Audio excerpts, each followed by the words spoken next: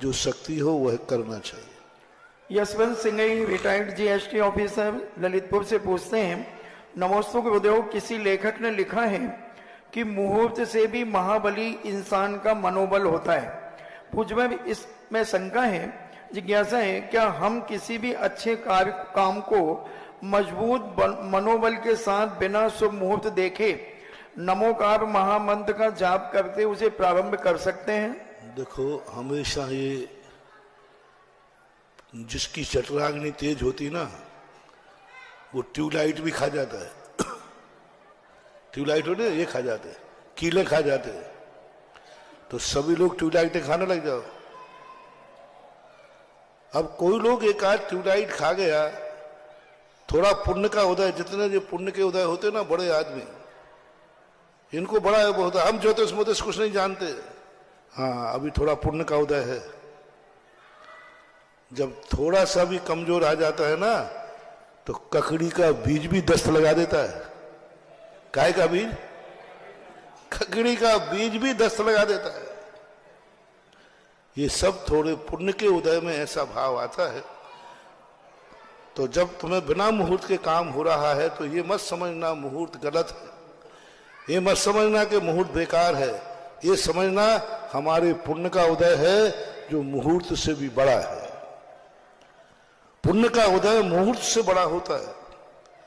पुण्य के सामने कोई मुहूर्त काम नहीं करते, कोई मुहूर्त। पुण्य सबसे बड़ा होता है।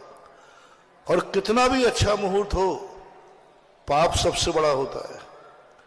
अशुभ कर्म का उदय आना है तो कितना भी अच्छा मुहूर्त हो, दुर्घटना घटेगी तो घटेगी।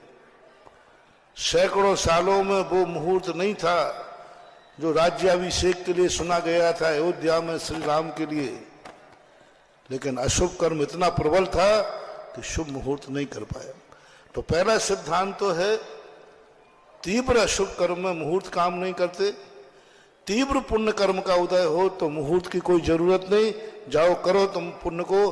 अमावस्या को भी करोगे तो तुम सफल हो जाओगे, क्योंकि तुम्हारे तीव्र कर्म का पुण्य का उदय। अमावस्या को भी करोगे, तुम जहर भी खा लोगे तो बच जाओगे, क्योंकि पुण्य का उदय है।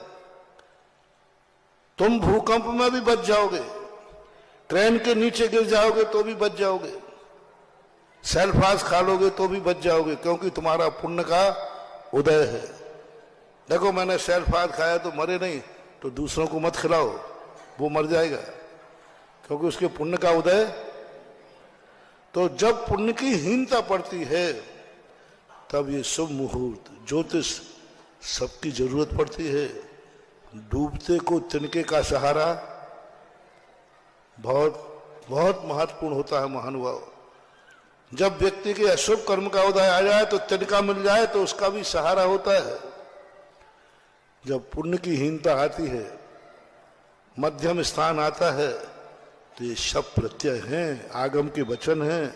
आगम झूठा नहीं होता है। शास्त्रों में द्वादशांग में एक ज्योतिष है, शास्त्रों में लिखा हुआ है ज्योतिषों के संबंध में, शास्त्रों में लिखा हुआ है ज्योतिषों के संबंध में। तो ये सब दवाई, कोई स्वस्थ व्यक्ति कहता है, देखो मैंने तो कोई दवाई नहीं खाई, सब कुछ खाता हूं, कुछ नहीं होता है। भाई, ये नकल किसी बीमार को मत कर लेना। बीमार व्यक्ति को दवाई खाना पड़ेगी। अब स्वस्थ व्यक्ति कहता मैंने तो कभी दवाई नहीं खाई, तो सारे बीमार लोग भी दवाई लेना छोड़ देंगे तो क्या होगा? मरेंगे।